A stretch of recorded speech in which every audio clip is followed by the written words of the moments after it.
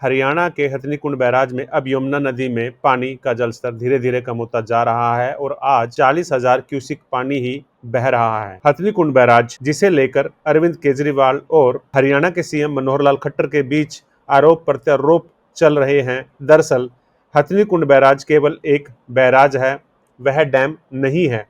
Barrage की क्षमता नहीं होती, यहाँ से सिर्फ पानी नहरों में डाइवर्ट किया जाता है, लेकिन जैसे ही जल स्तर 1 लाख क्यूसिक तक पहुंचता है तो बैराज को बंद कर दिया जाता है, यानी कि जो नहरों में पानी जा रहा था इस पानी को रोक दिया जाता है और इसके बाद सारा पानी नदी के रास्ते चला जाता है। यमुना नदी का पानी 1 घंटे में तकरीबन 22 किलोमीटर का सफर तय करता है और अब भले ही हथनीकुंड बैराज में जलस्तर कम हो गया हो, लेकिन जितना बाढ़ का पानी 3 दिन में जितना भी बाढ़ का पानी था अब वह दिल्ली में पहुंच गया है और यही वजह है कि अब दिल्ली के हालात खराब हो रहे हैं। हालांकि दिल्ली के पास मौका था।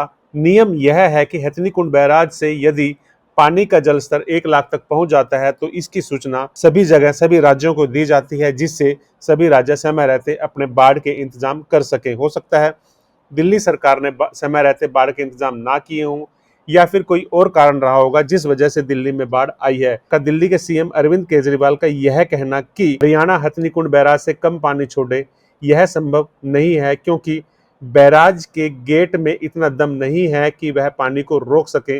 बैराज सिर्फ और सिर्फ पानी को डाइवर्ट करता है, वह नहरों में पानी को डाइवर्ट करता है, लेकिन जब भी बाढ़ की स्थिति बनती है, जब भी जल स्तर 1 लाख क्यूसिक तक पहुंचता है तो बैराज के गेट खोल दिए जाते हैं और यह सालों साल हर साल का यही नियम है और यही प्रक्रिया हथनीकुंड बैराज पर बाढ़ के वक्त अपनाई जाती है। इस बार भी हथनीकुंड बैराज पर यही प्रक्रिया अपनाई गई थी। जिस बैराज को लेकर दिल्ली और हरियाणा आमने सामने है, इस बैराज का निर्माण 1998 में शुरू हुआ था। 2000 में यह बनकर तैयार हो गया था। यहाँ से 1994 के समझौते के अनुसार पानी की आपूर्ति होती है। हथनीकुंड बैराज को CWC यानी कि केंद्रीय जल आयोग कंट्रोल करता है। इस बैराज में पानी को स्टोर करने का कोई तरीका नहीं है। हथनीकुंड बैराज से पहले यमुना नदी पर ताजेवाला में भी अंग्रेजों ने इसी तरह का एक बैराज बनाया था, जिसे लकड़ी का पुल भी कहा जाता था। इस बैराज से भी नहर के माध्यम से पानी को दिल्ली में ले जाया जाता था और दिल्ली की प्यास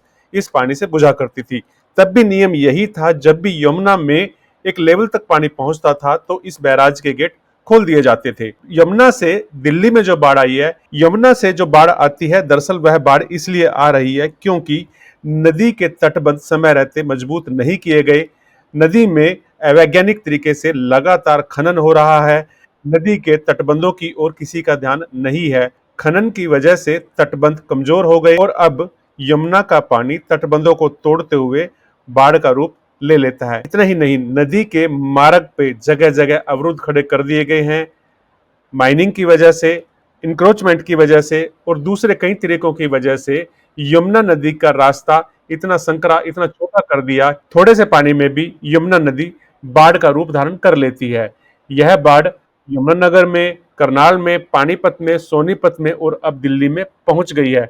सरकारों को, नेताओं को सोचना होगा कि यमुना नदी की बाढ़ का इंतजाम क्या हो सकता है। इसके लिए नदी को बचाना बेहद जरूरी है। नदी का जो पानी का जो नेचुरल रास्ता है, प्राकृतिक प्रवाह है, इस प्रवाह को बनाए रखना बेहद जरूरी है, तभी बाढ़ का कोई स्थायी समाधान हो सकता है। इसके साथ साथ नदी के एरिया में, नदी के क्षेत्र में, नदी के बहाव क्षेत्र में जो अवरोध खड़े कर दिए गए हैं, जो बिल्डिंगें बन गई हैं, इन बिल्डिंगों को भी लेकर अब कोई नीति बनानी होगी, अन्यथा बाढ़ इसी तरह से विकराल रूप धारण करती रहेगी। इसके साथ साथ यमुना नदी में जिस तरह से अवैज्ञानिक तरीके से खनन चल रहा है, इस खनन को रोकना होगा। नदी के तटबंध मजबूत करने होंगे, तटबंध पर हरियाली के लिए पौधारोपण करना होगा और यह सभी इंतजाम किए जाएंगे। इसके बाद ही यमुना नदी का पानी अपनी सीमा में रहकर चलेगा, अन्यथा नदी यूं ही अपनी सीमाएं तोड़ती रहेगी, नदी अपने तटबंध यूं ही तोड़ती रहेगी, क्योंकि हमने भी नदी की बाउंड्री में, हमने भी नदी की सीमा में अतिक्रमण किया है